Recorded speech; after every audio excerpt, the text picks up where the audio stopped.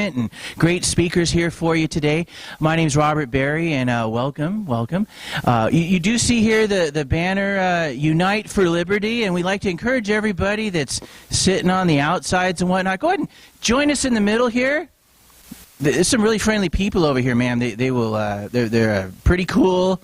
And they're very charming, and they'll share their water with you there. There's no, indeed. You guys are on fire today. All right. It's early. Well, we're gonna. By the end of the day, you'll be dancing on the tables, doing body shots off each other. So this is gonna be great. So a lot of people are upset about the NSA spying on you, right? NSA looking at everything you do on the internet. It's crazy. You know, there's no. They even know your Candy Crush scores now. It's awful. But I'm okay with the NSA spying on my internet activity because finally someone will be reading my Buffy the Vampire Slayer fan fiction. So it's been a long time since I've had someone checking that out.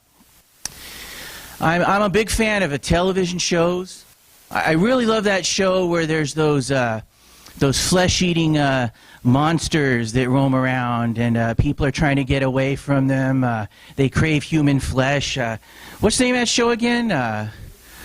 C-SPAN. That's what it is. C-SPAN. That's right. Hey, a little bit later, we're going to have Mike Gravel. Senator Mike Gravel is going to be joining us via Skype. So that's going to be pretty exciting. You guys excited about that? All right, I am too. And throughout the day, we'll also be doing text photos from Anthony Weiner on the stage. So if there's any kids in the room, you might want to watch out.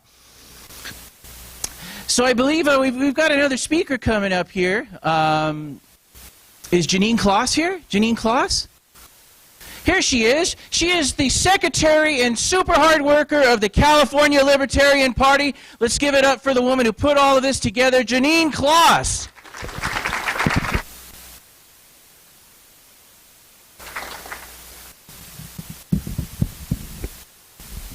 Thank you guys for being here. As you can imagine, and most of you have experienced this, that the fight for liberty is a thankless battle. Sorry, I have a photographer right here. Each day you have to show up ready to take the baby steps that are necessary, that are going to get us there in the long run. So you guys are all here. You got up early, and I appreciate that. I know a lot of people are going to show up a little bit later because it's nice to sleep in, and we have some fancy people coming in the afternoon. But what's important to me is the people that show up every day to do the things that may not be glamorous.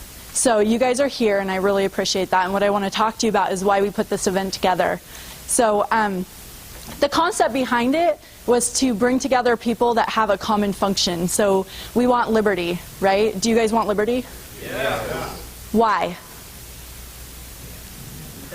Because we should have it. Because we should have it, because it's better than the alternative? Individuals. It's what? Inherent to individuals. It's inherent to individuals. It's required for happiness. It's a human right. I'm hearing a constitutional right. I hear you. So, do you guys feel passionate enough about this to dedicate your life to it, or are you kind of ho-hum? Life. And that's what I believe the people who came early this morning, that's where you're at, and that's what makes you stand out from the rest. Okay, there's a lot of people who will speak it, but they won't take the actions to make it happen. So what can we do today to start?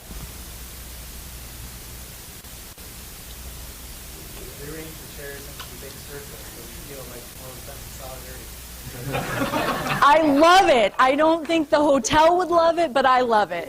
Put it back afterwards. What else can we do? I think we need to Initiate discussions with people we know. That's absolutely key. Yes. That's even better. Well, there's networking, right? There's networking with your functioning community that you already know, and then there's networking with people that you haven't met. Now, if we represent 1% of the population, which I actually believe it's more because we invited every libertarian, or little L, big L, and liberty-minded groups here today. So it's more than just 1%. So if we represent a smaller percentage than the people that are in power, what can we do? We reach out to our communities. We reach out to people on the street. What else can we do?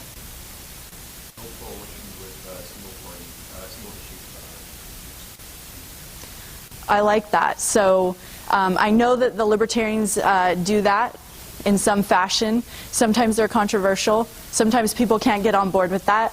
So I call that issues. And it's good when we're in the environment where everybody agrees with that issue. But issues divide.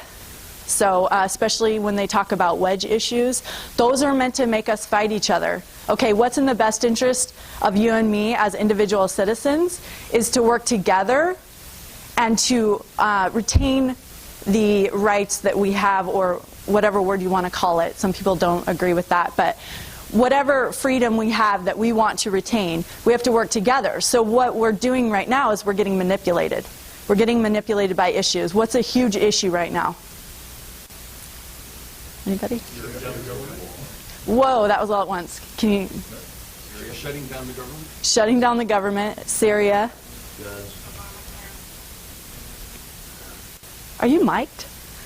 That sounded like it came out.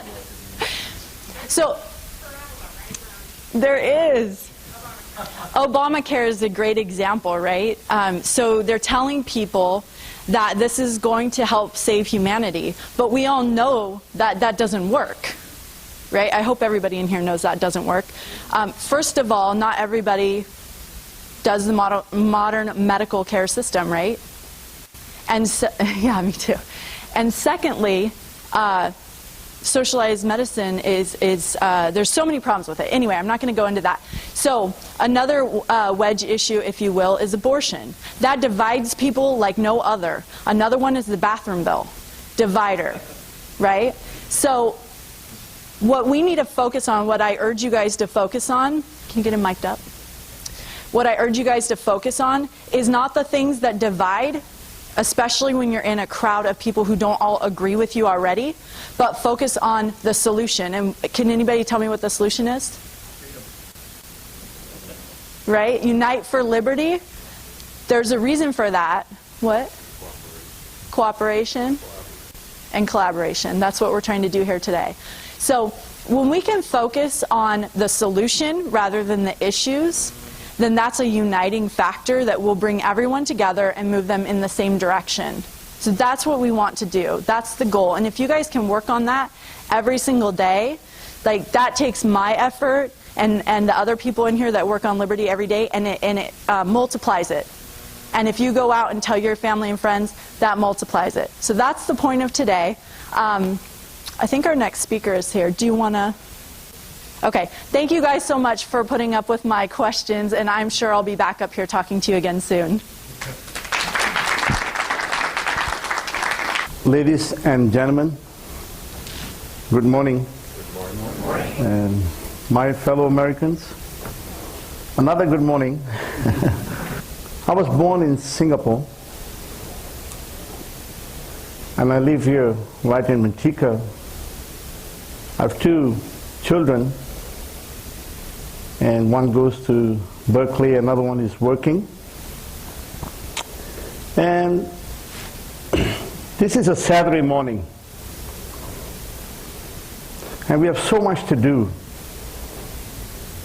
yet we are here because we feel that we have a sense of responsibility. We have responsibility to the universe as human beings. We have responsibility to all the creation.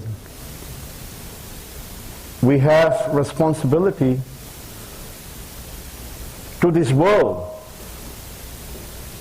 We have responsibility to every living creature. We have responsibility then to America. We have responsibilities. We are sent here by whatever means you want to consider, religiously, non-religiously. You are here on a journey. 10 years, 50 years, 100 years, 120 years. maybe 130, 40 years. But there's some limit to the time you're going to spend right here. And spending time to talk about liberty, spending time to talk about where we need to go. Where are we? Those are very important issues. Very important issues.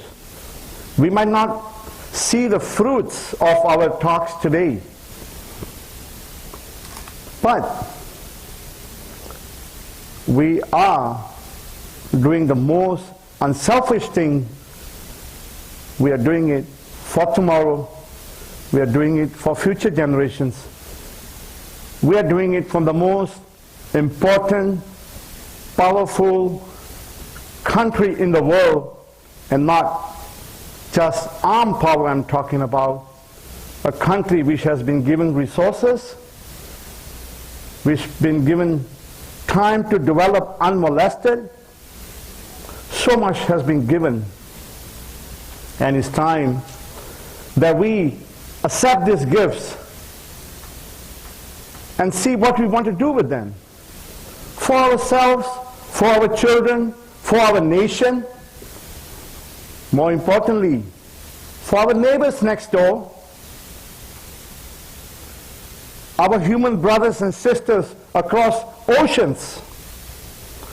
Such big responsibility lies on the shoulders of those who are not being oppressed, they are not being murdered, they are not being raped.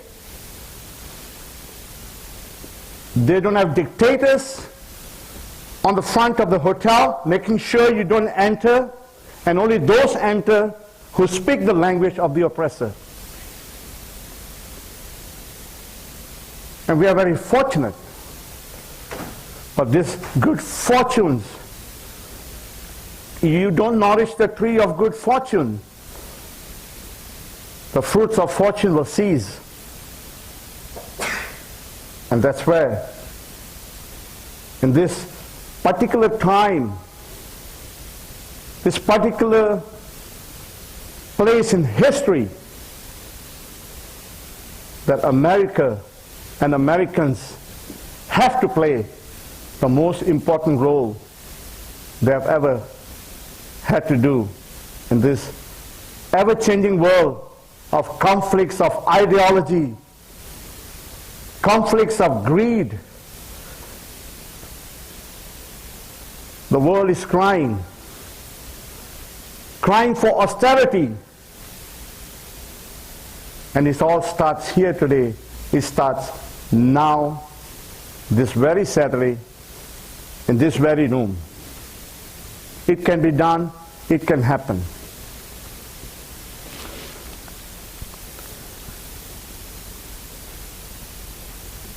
I want to share some thoughts with you.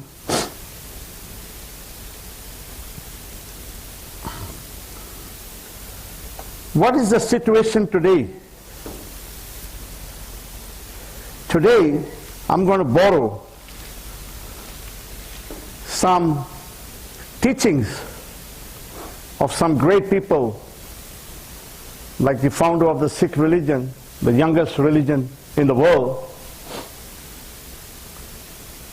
People like Guru Nanak, who came here, who traveled throughout India, China, all the way to the Middle East to learn from the world and share his thoughts. And I want to share some of that with you.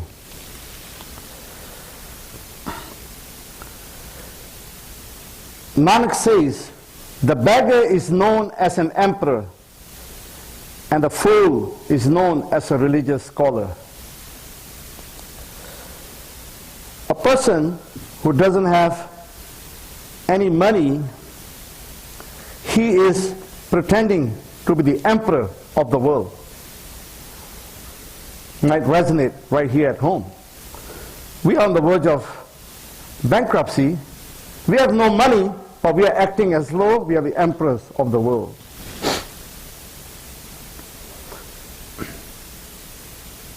And it says, the fool is known as a religious scholar. We have fools out there who wants to tell us, hey, you don't know better. I'll tell you whom to attack, how to attack, when to attack. I'll tell you, you don't know better. I'm the scholar that how I'm going to tap your phone, how I'm going to monitor your home, I'm going to tell you that. These are the fools who are leading. They have started taking on the work of scholars. The blind man is known as a seer. People who are blind, they are telling us what the vision of this country should be. This is how people talk. This might sound more closer to home. The troublemaker is called a leader. This is what Guru Nanak said 500 years ago, after he visited the whole world, the humanity, and what sad situation the world was. Fightings, killings, mayhem. And he said, the troublemaker is called a leader, and the liar is seated with honor. People who lie, they get to sit in the United Nations, the highest honors place.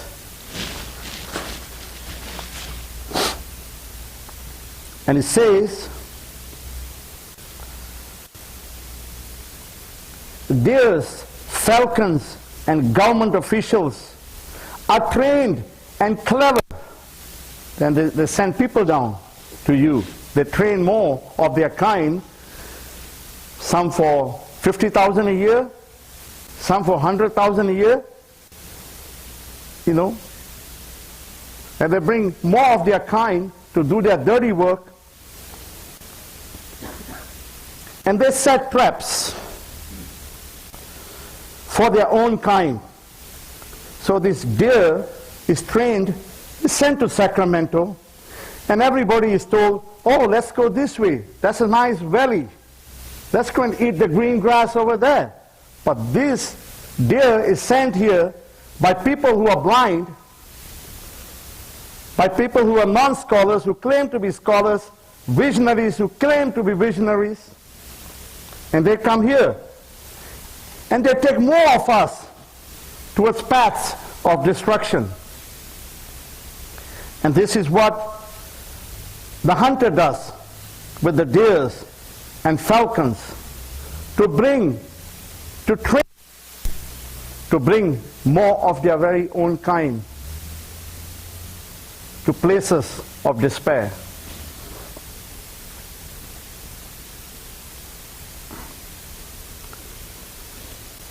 What this tells us is, and Nanak keeps saying, the kings are tigers and their officials are dogs. They go out and awaken the sleeping people to harass them. The public servants, people who we think are here to serve us, the public servants inflict wounds with their nails, some in the form of tax people, some in the form of environment, some in the form of health. Everybody, they come, the public servants, they inflict wounds with their nails. The dogs, people further down, people pushers, whoever serves these systems of despair, they lick up the blood that is spilled. Those who have violated the people's trust will be disgraced, their noses will be cut. This is the ultimate justice. Those who violate the people's trust, their noses shall be cut. What do you mean the noses should be cut? The whole Indian subcontinent leading up to lots of Middle East, the dignity of women had no matter. You could rape, you could marry a child of 7, you could do anything you want in that part of the country. And it got so bad that some people decided that those who inflict injury on the women, we should cut their nose so people in the public knows that this guy has done some wrong to a particular kind of crime. So Nanak is saying that the people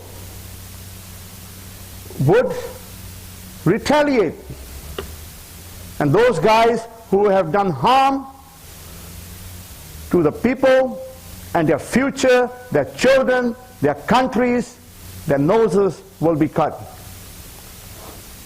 And some of you are saying they're plastic surgeons. This way back then. And different ways to cut a nose now. Now let me tell you something. What's eating us away? And we had Bill Clinton messing around with a young girl right in the White House. She said that he's gone there to serve as a scholar, as a visionary, as a leader. Give me your vote. I'll be the best thing you ever seen. He's a falcon, the deer that wants to take many of us his way, his path, his thinking. And that's fine. But what is bothersome, that in the White House, which is a place of utmost responsibility, not only for America and Americans, but for the world. That place where decisions are made, where millions could just end up in ashes, just like that. And this man had the time to pick up a young girl and fiddle with her. We all know Monica Lewinsky's story. His nose was cut. The public rose in outcry. But what is so shameful, and why more people shouldn't come out and rise against this kind of behavior, and why we have to have the sense of responsibility right here today to do more, is he said, I'm going to call the Reverend Jesse Jackson to come and mentor me in the White House, to come and counsel me that, hey, you're a bad boy. You should not have done this. But we came to find out Jesse Jackson came on a Sunday with his secretary who was bearing Jesse Jackson's child. One guy with a cut nose coming to mentor another guy with a cut nose. That is the sad thing about America. And we need to rise to the occasion. America, rise to the occasion. Go back to your homes. Give back. Give back to society. Give back to the world. We are not who we are. We are who we should be. God bless America. Thank you.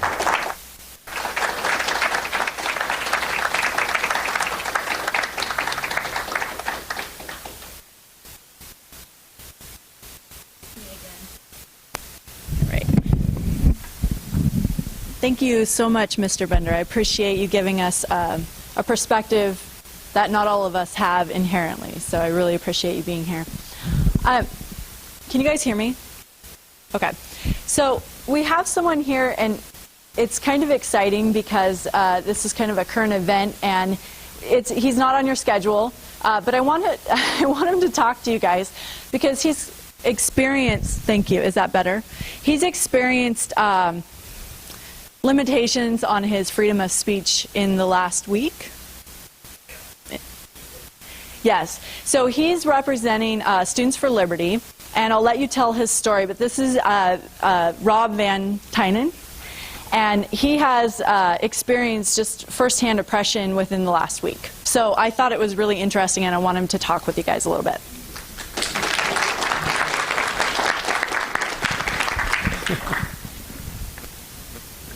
So, has anybody watched the news recently? Fox 40, News 10? Yes, you did. You did see me on there.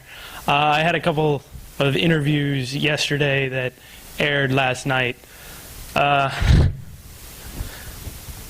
Not totally prepared, so forgive me for that. So what I experienced, if you've seen the report, I'm going to kind of go over it again. I was experiencing troubles in setting up a student organization, so I couldn't put on an event, and I decided since I wasn't allowed to do an event, I would just go pass out constitutions. I mean, the United States Constitution. You wouldn't expect that to be something like controversial or anything, but apparently I had to ask for permission to exercise my free speech rights. Apparently that's what Modesto Junior College and 1 in 6 colleges across the nation think, that you should have to ask for permission to exercise your free speech rights. So when I went to the college and I was passing out constitutions, I was intercepted by a cop well, not really a cop. Those fake campus security have no real power. But he told me that I needed to go inside and ask for permission because they needed to know what I was passing out. So my instant response was to show him what I was handing out and say, "Do you know what this is?" I mean, it's the United States Constitution. It's not crazy. But he actually says, and you can't hear it very well in the video, and it's got over 100,000 views on YouTube right now. This video, he says to me, "You can either come inside or we will go to the next level." I don't know what the next level was, but I was definitely not willing to risk that, which actually turns out great, because when I go inside and I talk to him further and he explains that basically I have no rights, we go inside and talk to an administrator, and the administrator pretty much reiterates the same thing. So I took all this video and I brought it to FIRE, the Foundation for Individual Rights in Education. It's an amazing organization. You should definitely check out everything they're doing. They put together all this and put it into a press release, and as some of you have seen, it's blown up. It's everywhere. Been interviewed by Fox 40, News 10, foxnews.com, a few other places. So it's a tribute to the fact that people are actually standing up and saying, "Hey, this is wrong." I have experienced some backlash. There are some people telling me that, well, I should have just followed the rules. Yeah. Why are there rules tied to my free speech? Oh, that's what I said in the video. But yeah, so right now we've received, well, let me phrase it this way. We haven't received any word. I have not been contacted by MJC, Modesto Junior College, or the Yosemite Community College District, but we've apparently shut down their PR lines because of all this media coverage. People have been calling in saying, "Why are you denying free speech?" And they've got recordings of a statement that really just says they have the right to tell us to go to a free speech zone. It doesn't acknowledge that what they did was truly wrong. But we're continuing, and I'm waiting to see if they do contact me and if this gets changed. If not, like the University of Cincinnati, they went to legal action, and that college now has the best free speech policies in the nation. So these are fights that we can win, and I am in it for the long run to win this fight. So.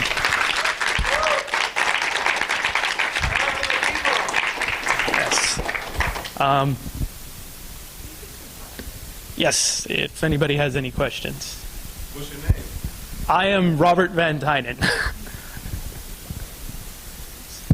I'm glad you're here today, not just because of the story, which I didn't know about, which is very interesting, and I want to do what I can to help publicize and support you in this. But I'm in San Francisco, and I wanted to find out what Students for Liberty chapters are in the San Francisco Bay Area. And I went to the national website for Students for Liberty, and they don't list the chapters. You know, I was looking, and I couldn't find it anywhere, and so I sent them an email, like, where are the chapters? You know, it seems like a glaring oversight. And they said, well, you know, we decided people weren't using it that much, so we just decided to not list them. Well, we don't require that they register with us. They request materials from us. We don't require that they register with us. So we don't necessarily have a list of who's there. If you want to... This guy at Modesto Junior College, I think it's probably yourself. That's right. Was listed as basically... I'm sorry, I haven't gotten back to you yet. for Northern California. So I'm glad to meet you, and I'm interested in finding out where the chapters are in the Bay Area, and I think that probably the chapters would like to be listed on the national website, so I'd encourage you to... I don't have any control over whether they list things or not. But anybody else? Yeah, let me make a big plug for FIRE. I've given them support for the last 10 years. It's not just free speech, it's all constitutional issues. Colleges have this really bad habit of denying due process to people that are well worth their support. Yeah, I would say check out what they're doing. Definitely support them. I definitely will be after this because they were there for me right away.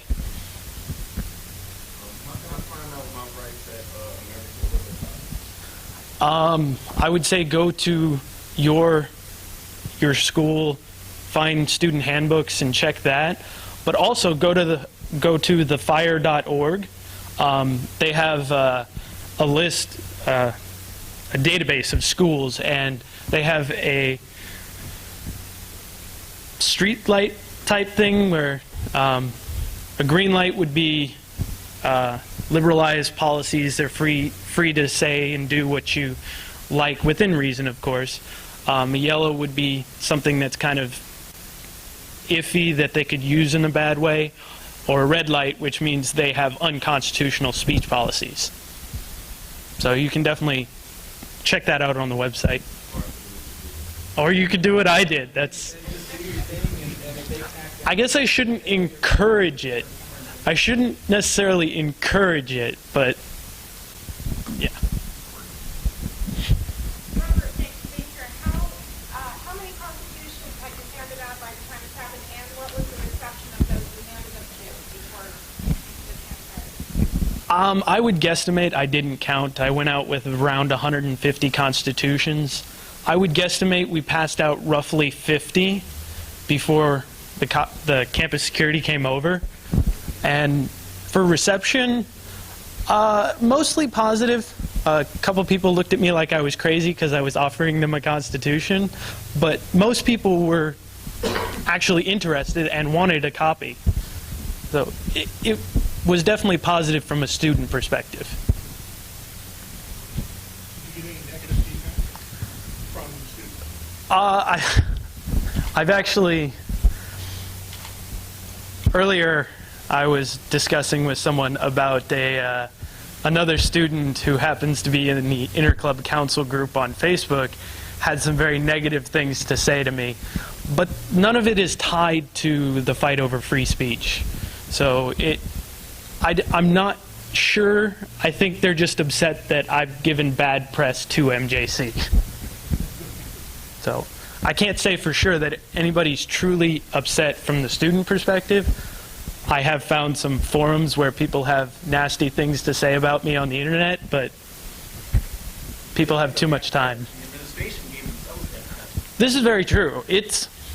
I really haven't done that much. I just recorded them saying what they said, and that's what caused this. It wasn't me. It was what they said and did. Anybody else?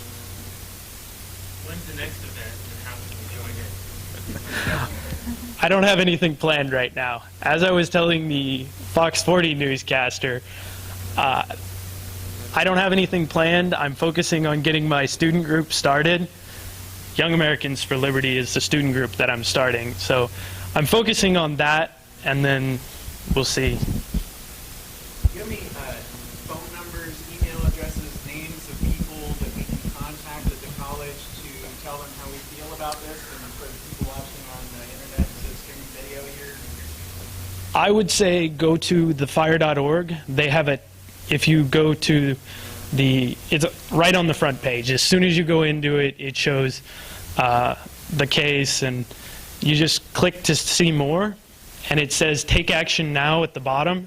And what it is it's a form email that you can actually edit a little bit if you want to, but it sends an email directly to the administration. And that's the best way to do that, because you're probably not going to get in touch with anybody else, and if you do, they're not going to comment or really respond to it. Anybody else? Okay. Thank you. Oh. One more time for Robert Van Tynen, everybody. It's great to see young people standing up for things like that. Well, our next guest is a very exciting get for us here. We're really proud and honored to introduce a man who is the founder of Project Represent Me. It's an enthusiastic grassroots organization, and he's going to talk to you a lot about that and what we can all do to further the cause than of the general liberty. public on what our government's supposed to be, or what it's supposed to do. You guys, for the most part, I can say probably honestly, at least 95% of you have probably read the Constitution, Declaration of Independence, probably even know what the Federalist Papers are. I was talking with Ted Costa about 3 years ago, and he brought up to me sort of this interesting idea that we have people who graduate law school who don't even know what the Federalist Papers are. You know, and we're, you know, those of us in here are, you know, kind of expecting not only that people have actually read the Constitution, but might have actually, like, you know, I don't know, try and apply it in their actual lives, you know, as silly as that may be. And even for what I do, a gentleman I was helping pick up yesterday, you know, he and I got in the car, we started talking about things like Magna Carta, the Charters of Liberty, and great old documents. What I'm going to talk about today kind of surrounds these documents that we've signed throughout history. We, from time to time, come together and we make these contracts, these compacts with each other, the Constitution, the Bill of Rights. And we assume that these principles underlying these great documents, the idea that we have equal protection, the idea that we all have due process, whether or not it really exists, is truly underpinned, in my view, in how your government is built, the structure of your government. And in all my research, and I've collected a lot of data, and I'm going to be showing it here, the biggest problem, in my view, is that we lack legislative representation. We don't have good representation in our legislatures. And again, this is an issue that, until I show it to you, most people have never seen, never considered. It's kind of shocking. It's the wow. You know, you sit there and you're like, wow. And by the end of the speech, what I'd like to do is tie this back into what this conference is about, which is liberty. Because in my view, and I'm very, very straightforward about it, we have a tripartite form of government. There are three branches. We in here all know this, but I'll go over them. The executive, the judiciary, and the legislative. In my view, in my research, and truth, in reality, the most dangerous branch of the government is the executive. It is the branch that executes. It is the branch that does. In theory, we pay taxes to our legislators to write laws, to have our executive go out and do whatever it is. Be it the Coastal Commission, be it, you know, animal control, be it your local water board. These are all executive branch entities. But it is the legislature who is supposed to embody us, be our wisdom, our will, our thoughts, our ideas, that's supposed to enact what we want. And they're supposed to watch over the executive, and to a certain extent the judiciary, and hold them in check, hold them accountable. And that is the most essential aspect of a representative government. So let's see if we can, I've been given this, and I'm going to try and see if we can get this going. So the nonprofit I have is called Project Commonwealth. I have to admit right up front, I'm very, very bad at naming things. But I guess I'll give you a quick backstory. In England, the king that they had, I'm drawing a blank, King Charles, I believe, and he was damaging his own subjects. And finally the subjects rose up and they said enough. And they put him on the scaffold. Done. And so for the first time, England had to rule without a king. And a gentleman named Harrington wrote a book called The Commonwealth of Oceania. And in it, they explored the idea of how we will govern without a king. And that was a wonderful principle to me, so I like the idea of Project Commonwealth. And frankly, nobody else had it, so I took it. So there you go. And our main project is Project Represent Me, which is how do we get representation? So let's go on. You see here. The principal difficulty lies, and the greatest care should be employed in constituting this representative assembly. It should be in a miniature, an exact portrait of the people at large. It should think, feel, reason, and act like them. That it may be in the interest of this assembly to do strict justice at all times. It should be an equal representation, or in other words, an interest among the people, and should have equal interest in it. So this is John Adams. His belief in a properly formed government starts the bedrock. The very bottom, the most essential aspect of a government is to form the legislature, make it proper. Not only just build it properly according to itself, according to the size of the population, and according to the other branches of government. Oh my goodness. Well, can we... Uh-oh, well. So let me expound upon that again. The idea, again, the executive is the most dangerous branch of government. And it keeps getting bigger all the time. I remember when 9/11 happened, and there was this cold feeling in the bottom of my stomach when the proposal came for the Department of Homeland Security. So we're adding another executive agency. We've frozen the U.S. House at 435 members in 1911. And in 1929, they made that freeze permanent. And since then, we've added more and more executive agencies. One of the most essential aspects to a legislature is to investigate the executive. Not just in the whole body, but in their committees and their subcommittees. So if we have a judiciary committee, populated with however many reps that we have in there, it's their job to use their subpoena power to haul a judge that might be damaging you, that might be ruling unfairly in you, in your case, or perhaps an appellate judge that didn't properly correct him. So it is the power of the legislature to use the subpoena power and haul in front of it the people that we pay with our taxes to make sure that they're properly held accountable. So as John Adams says, it is essential that we form that. It is today the fact that we don't have properly formed legislative bodies, that we don't have numerous enough legislatures, that has caused this problem that we have where we can't hold the other branches accountable. And again, particularly the executive branch. I go back to, let me work my way back here. I go back to England for a second. Blackstone talked about the executive. He basically said it's pretty much the prerogative of the king to go out and to go into other countries and sack, other lands. Take within him as much as he possibly can. And to use the power of the legislature to restrain the executive. I mean, we're no longer a monarchy. At least we don't think we are. Let me reel here a minute. Perhaps we are. But it is truly the job of the legislature to restrain the executive. I mean, let's just take Blackstone, into full force. We are attacking other countries right now. I mean, maybe I shouldn't be saying this. Maybe it's wrong for me to say it. Maybe I'm lucky that I'm able to say it still. We are going into other countries. Just like Blackstone said, the king will go out and take over other places. The reason this is happening is because the U.S. House froze itself at 435 members. George Washington said that 40,000 was tyranny and that 30,000 was representation. In 1787, the Constitutional Convention basically started in June, middle of June. It was in Virginia. It was hot. It was muggy. And during that summer, all the way until I think it's September 17th, we just had it, it was Constitution Day. It was the day the Constitution was signed.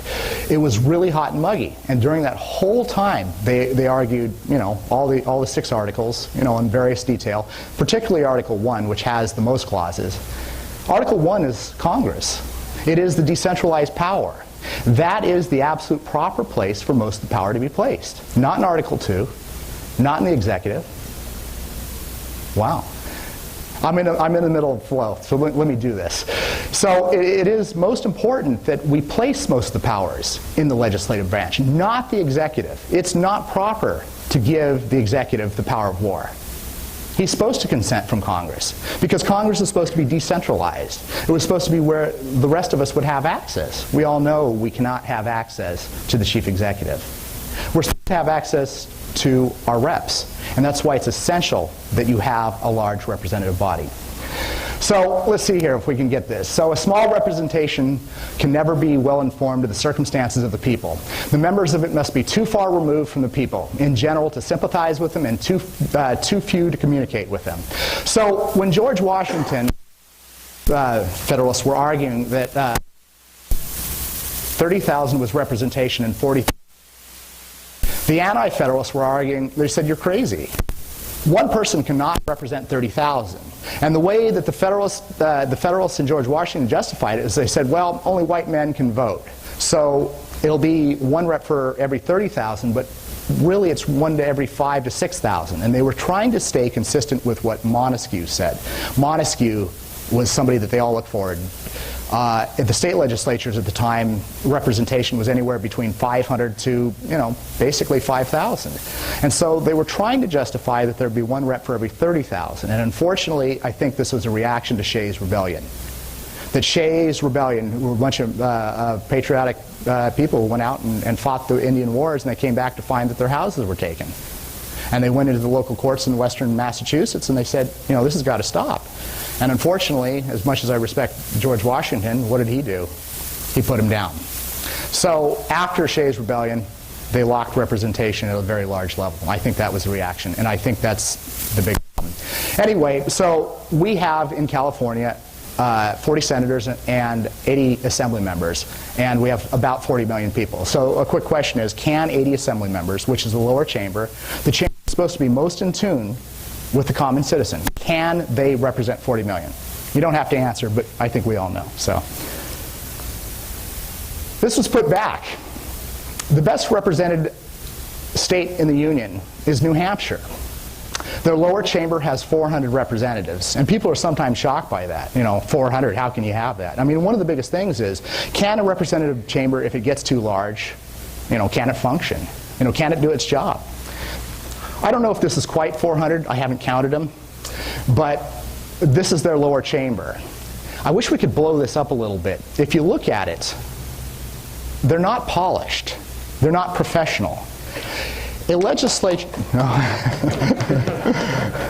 a legislature, as it's supposed to be, is really like a jury. It's supposed to be a cross-section of the community. They have in their chamber of 400, at my last check, you know, and allow me to be embarrassed if I'm wrong a little bit, but it was something like, out of the 400, 10 to 15 were lawyers. There were more housewives, more students. They actually had a student who was going to college who got elected to it. They have, you know, senior citizens, they have plumbers, they have housewives, they have cooks, they have people who work fixing cars. True cross-section of the community. What's their motto? We live free or die.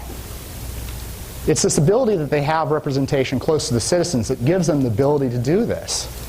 Every year they pass laws like anybody else, but unlike us, where we pass, I think it was something like 4,000 new laws every year, and a lot of them aren't even new. They're just enhancements. You know, when you actually run through a red light, you know, that fee just went from $370 to, well, $500 for the guy who can't afford it. They actually knock out laws. somebody informed me that they have a steak dinner for the gentleman who knocks out the most laws.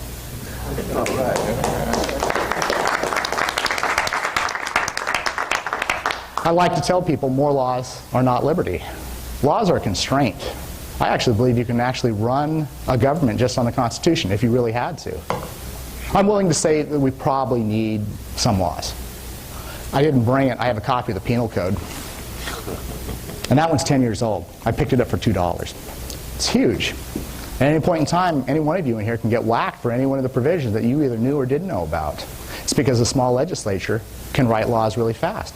A big legislature can't.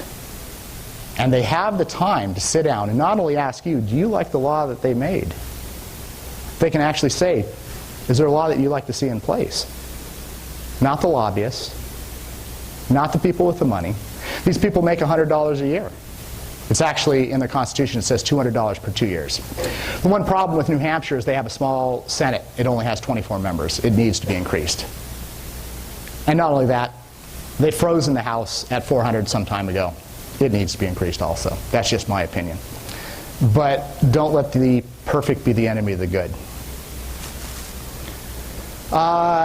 I want to go through these sort of fast, but this one's good. To make representation real and actual, the numbers of representatives ought to be adequate. They ought to think and mix with the people. Think as they think, feel as they feel. They ought to be perfectly amenable to them and thoroughly acquainted with their interests and condition.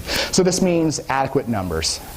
Adequate numbers to know what we got going on, to know what the greater population thinks. You know, not just some tiny pittance of representation. Same health care. Yeah, so that they can apply laws that apply to us. But then, that was a big principle of Jefferson. He made in his parliamentarian manual that he basically put for the Senate and the House. You know, it was very important to him that the legislators who wrote laws live by the same laws. And what we find is when we have such small representation that they certainly not only make laws that we all have to follow, but they quickly exempt themselves and even their staff. You know, the chart data is not coming through. This is not good. I'm not showing the numbers. Okay, well, we're going to have to do it without numbers. So can a state, so in California, basically what it comes down to, and I had data for best and worst, and basically it shows that, if I can remember the numbers properly, it's North Dakota has a senator for every 14,000. That's the best state, or best representation in the Senate. The worst state's California at 900,000. The second worst is Texas at 800,000. So they're thoroughly shot for representation in their Senate. I guess I'll touch on it quickly. I believe, and it's legally possible, that every county should have a senator, and people are shocked by that. Somebody brought up at a conference I was at yesterday the idea that, yeah, technically both our House and our Senate are the same. You know, they're differently drawn, but they're both based on population. And what it really came down to in California, and I'll give you a quick background, we maxed out at 40 senators, and our Senate was based on basically the counties. And when Baker versus Carr rolled through, and then Reynolds versus Sims next, they basically forced everybody on populations. And even Everett Dirksen tried to amend the Constitution to make it differently. But the real truth is, we had 40 senators and 58 counties. So, unfortunately, the proposal was not to increase the number of senators to match the number of counties. So, I know, just an oversight. So the next question is, you know, since each assembly member has 500,000 people, can each senator represent 1 million? Probably not. Again, chart that didn't come through. Our representation that we have today was thought up in the 1850 convention, and that there would be 24 to 36 assembly members until the population hit 100,000, and then the assembly would be 40 to 80. So our 80 representatives they came up with that number in 1849. So we're running on, what is this, a 17th century representation in 21st century America. That's why everything's broken. Wow, a chart that came through. Oh my gosh. Since I have it, we'll grab it. So George Washington said 30,000 was representation, 40,000 was tyranny. It's written to the U.S. Constitution that we'd have 65. It says Massachusetts would have 10. Various states would have varying numbers. 3 years later, when they actually did the first census, so the first census number I have up there is just an estimate. They don't have any real data on it. But when 1790 came forward, they made sure they increased it. In fact, when the first enumeration of 65 was made, Madison, the very first vote that he tried to do was to double it to 130. He realized that 65 was too few. What they didn't do was mandate that representation stay at 30,000. The First Amendment to the Constitution was never ratified, or at least the claim was it wasn't. Other people's contended it was. And what they said that representation should be 30,000 to 50,000, and that there should always be 50,000, no matter what. The Senate figures. In the Constitutional Convention, the proposal was first put out that no U.S. senator should represent more than 100,000. And see, we can see that the figures up there are pretty close to that. But then it was later that the Great Compromise was made so that every state would have at least 2. So that was later. Counties, I'll give you a quick premise on it. Alpine County has basically 1,205 supervisors. And LA County has 10 million and 5 supervisors. So at what point in time at the local level can we say that 5 is a farce? In 1909, when they formed the last county, they separated San Diego from Imperial, and they said that every county shall have 5.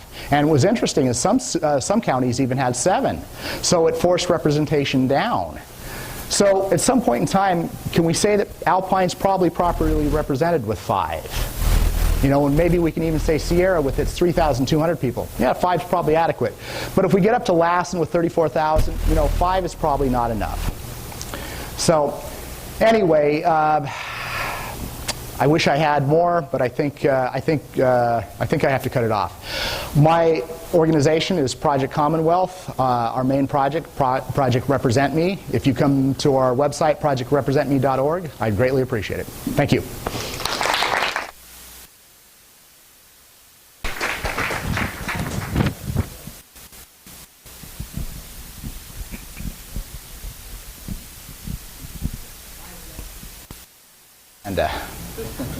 And if I can, I'll enact it. It's to increase representation. About 3 years ago, I filed a lawsuit, and of course, court action. That's dangerous. My goal is to increase representation. It's the goal of everybody who likes the current system to stop me. I want to get you, the third parties, and as many other people as I possibly can, to turn this around. We need a debate on what proper representation is. Go ahead. Well, I guess my question is not so much that I understand the purpose, but what the mechanism, because I mean, if you increase by county, for example, then you increase the problem of disproportionate representation of counties with large populations of those people. What I'm going to argue is not 5. Perhaps for Alpine, the way to not look at it is not from the top down. Top down is 5. Bottom up is 1 supervisor for maybe 2,000, maybe 1,000. In the House of Lords, the Commons sat by themselves, and the king asked, you know, why are you doing this? And it's basically because they couldn't speak. And one man finally said, because, sire, we're here blood and fortune inferior, but each one of us represents 1,000 men. So what I want to do is plant the seed in the idea that maybe we should have 1 representative for every 1,000 people. So anyway, I should probably cut it off at this point in time. I'll talk with you later. I know you probably have a good question. There was something that I noticed on your chart. San Francisco has 12. That is a long story, and it basically had to do with taxation. And what happened was the U.S. Supreme Court at that time struck down one of the only 2 taxes. And even the Attorney General threatened the Supreme Court and said, we won't be able to pay you. And the Supreme Court said, the tax is unconstitutional, and they shot it down. Forced our first constitutional convention and a second one in 1879, to which they created charter governments. And it was basically a form of the 9th Amendment, which stopped the state from going into the counties and cities and taking their money to pay off their bad deeds. So it allowed cities that had 100,000, which was only San Francisco, to increase it to 12, and it never changed back. Short story. ProjectRepresentMe.com.org.net. Visit me.